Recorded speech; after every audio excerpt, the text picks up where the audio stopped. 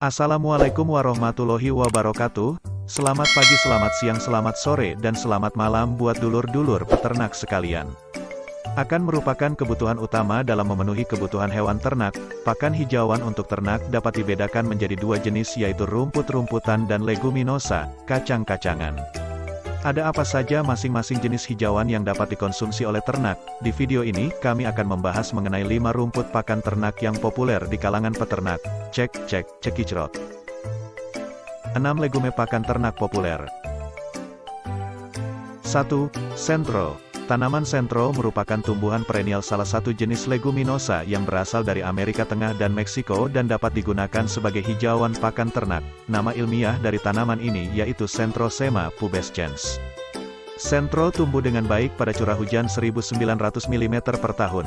Tanaman ini membelit pada tanaman lain atau hidup menjalar di pagar dan bisa juga menjalar bersama rumput. Ciri morfologi tanaman ini adalah sebagai berikut. Batangnya panjang, tiap tangkai berdaun 3 lembar. Daun berbentuk elips dengan ujung tajam dan bulu halus pada permukaannya. Bunga berbentuk tandan dan berwarna ungu. Jenis legum yang satu ini dapat ditanam bersama rumput dan baik untuk menjadi soil cover atau berguna menutup tanah dan dapat mencegah erosi. Sentro dapat diberikan kepada ternak dengan sistem cut and carry. Kandungan protein kasar yang ada pada sentro yang berumur 6 minggu yaitu sekitar 24%, sedangkan kandungan serat kasar sekitar 32%. Budidaya tanaman sentro dapat dilakukan dengan penanaman biji, poles, maupun stek di tanah yang sudah diolah. Biji yang dihasilkan dari tanaman sentro dapat mencapai 107 kg per hektar.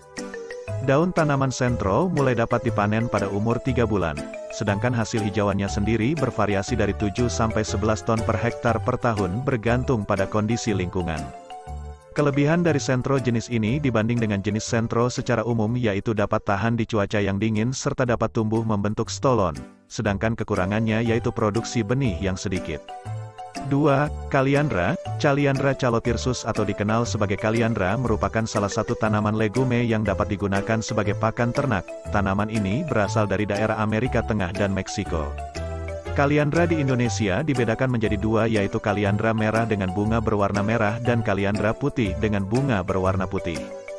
Kaliandra dapat hidup di daerah dengan ketinggian 150 sampai 1.500 meter di atas permukaan laut dengan curah hujan 1.900 sampai 1.500 mm per tahun walaupun dengan kondisi tanah yang buruk.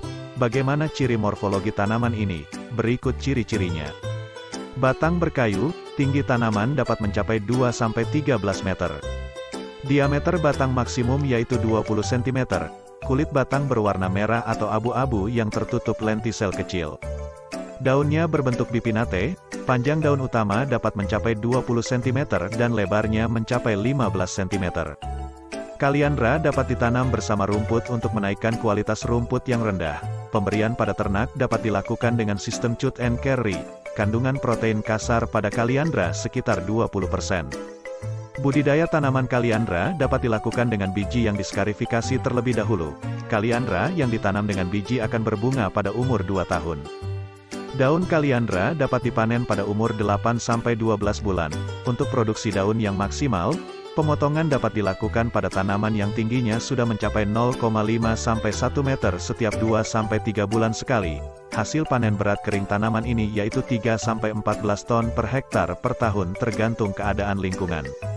Kelebihan dari tanaman ini yaitu dapat tumbuh di kondisi tanah yang buruk dan dapat beradaptasi dengan tanah yang asam. Kekurangannya yaitu tidak tahan terhadap genangan, dan mengandung senyawa antinutrisi berupa tanin. 3. Turi. Turi atau nama latinnya Sesbania graniflora merupakan tanaman jenis legume yang berasal dari daerah Asia tropik seperti Indonesia, India, Malaysia, Myanmar, dan Filipina. Tanaman ini dapat diberikan pada ternak sapi, kambing, atau domba. Turi tumbuh di dataran rendah dengan ketinggian hanya sampai 1.000 meter di atas permukaan laut dengan curah hujan 2.000 sampai 4.000 mm tahun untuk pertumbuhan terbaiknya. Namun tanaman ini juga mampu hidup di daerah dengan curah hujan rendah. Morfologi tanaman ini adalah sebagai berikut. Tinggi dapat mencapai 15 meter. Diameter batang mencapai 30 cm, akar memiliki nodul. Daun majemuk menyirip, bunga berbentuk seperti tandan, muncul pada ketiak daun. Mahkota bunga berbentuk semacam lonceng. Bunga dapat berwarna putih ataupun merah. Pemberian pada ternak dilakukan dengan sistem cut and carry. Kandungan protein kasar turi yaitu 25-30% dalam bentuk segar. Selain itu, tanaman ini mengandung tanin. Budidaya pohon turi dapat melalui stek batang ataupun penyebaran benih biji pada tanah yang sudah diolah. Biji turi akan muncul pada umur 9 bulan sesudah penanaman. Daun turi dapat dipanen pada ketinggian tanaman lebih dari 1 meter. Hasil penelitian menunjukkan bahwa daun turi yang dipanen ketika tanaman masih di bawah atau sama dengan 1 meter akan menyebabkan kematian pada tanaman ini. Hasil hijauan yang diperoleh secara berat kering yaitu 20 ton per hektar per tahun. Pohon turi mampu hidup hingga 20 tahun. Kelebihan turi yaitu dapat tumbuh cepat dengan persebaran biji, toleran terhadap berbagai jenis tanah dan curah hujan, kualitas dan palatabilitas hijauan tinggi. Kekurangan tanaman ini yaitu tidak tahan suhu dingin, tidak cocok untuk dilakukan grazing untuk ternak. Potensi diberikan pada ternak non sampai ruminansia rendah, bahkan tidak ada. 4. Gamal. Gliricidia sepium, merupakan tanaman legume yang berasal dari Amerika Tengah dan Brazil. Di daerah asalnya, tanaman ini digunakan sebagai pelindung tanaman kakao. Morfologi pohon gamal yaitu sebagai berikut. Batang tumbuh tegak. Tinggi tanaman ini mencapai 10-12 meter. Diameter batang yaitu 5-30 cm. Batang dan cabang terdapat bercak putih dan terdapat lentisel kecil. Daun menyirip ganjil, helai daun oval dan berhadapan dengan panjang 4-8 cm dan terdiri dari 7-17 helai. Bunga berwarna merah muda sampai kemerahan. Buah polong berwarna hijau dan ketika tua berwarna kuning coklat muda. Kandungan protein kasar dalam berat kering pada gamal yaitu sekitar 20-30%, serat kasar 15%. Selain itu, dalam gamal juga terdapat kandungan kumarin yang merupakan senyawa yang dapat menyebabkan rasa pahit dan dapat menghambat pembekuan darah. Budidaya gamal dapat dilakukan dengan stek maupun biji.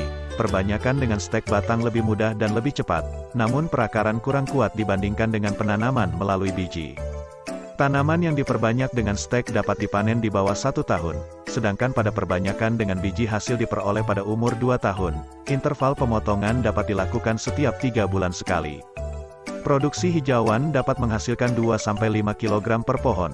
Pemberiannya pun mudah. Daun yang dipotong dari pohon cukup dilayukan sebelum diberikan pada ternak agar ternak tidak kembung.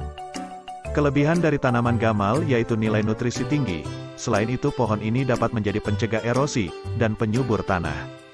Kekurangan tanaman gamal yaitu terdapat beberapa kandungan senyawa antinutrisi seperti kumarin. Selain itu terdapat senyawa HCN, nitrat, dan tanin meskipun dalam jumlah sedikit. 5. Alfalfa. Alfalfa atau yang dikenal dengan Medicago sativa merupakan salah satu tanaman legume yang dapat diberikan pada ternak sebagai hijauan pakan. Alfalfa berasal dari daerah Asia Selatan dan Asia Tengah. Tanaman ini dapat beradaptasi dengan baik di berbagai macam iklim dan kondisi tanah yang berbeda. Tanaman ini juga mampu hidup di tanah dengan pH normal hingga basah, dan mampu hidup pada curah hujan 200-2500 mm per tahun. Berikut ciri morfologi dari tanaman alfalfa. Tanaman bercabang dan membentuk rizome. Batang tumbuh mendatar, tinggi mencapai 30-120 cm. Daun petiol, 1 tangkai, berdaun 3, trifoliate, dengan panjang 5-15 mm. Bunga berbentuk tandan, mahkota bunga berwarna ungu atau biru. Kandungan protein kasar pada tanaman ini yaitu 16-29%. NDF antara 40,45 sampai 44,9% dan ADF antara 16,2 sampai 25,4%. Tanaman ini dapat diberikan dengan sistem cut and carry atau dapat dilakukan grazing. Budidaya alfalfa dapat dilakukan dengan penyebaran biji pada lahan yang sudah diolah.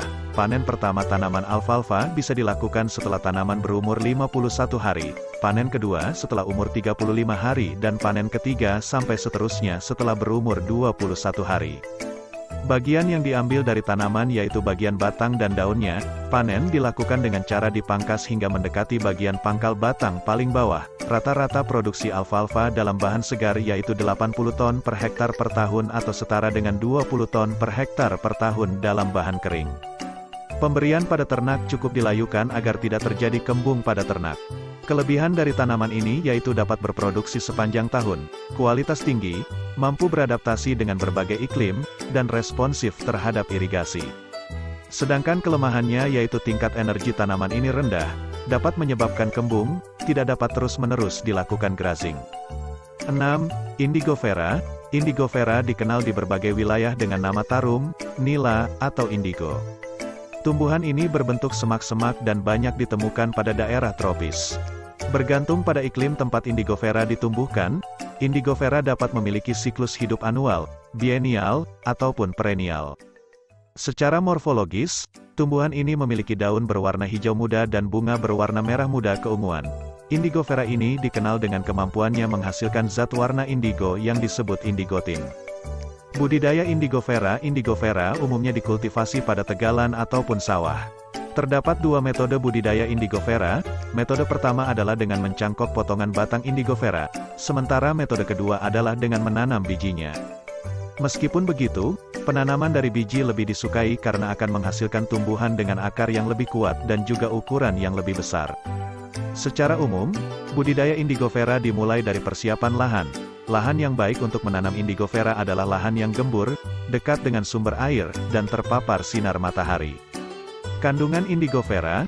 Analisis kandungan indigofera menunjukkan adanya kandungan senyawa alkaloid seperti glikosida cyanogenik, guanidin alkaloid, asam fenolik, fenolik glikosida flavonoids, isoflavonoids, dan indigotin itu sendiri.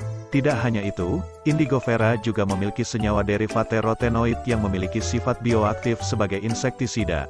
Indigofera juga diketahui kaya akan protein, kalsium, dan fosfor. Demikian informasi yang dapat kami sampaikan pada kesempatan kali ini. Apabila sobat peternak ada pertanyaan tentang topik kali ini, boleh kirim komentar pada kolom komentar di bawah ini. Dan jika tidak keberatan, dimohon untuk subscribe channel ini untuk mendapatkan informasi yang menarik lainnya. Akhir kata, wassalamualaikum warahmatullahi wabarakatuh.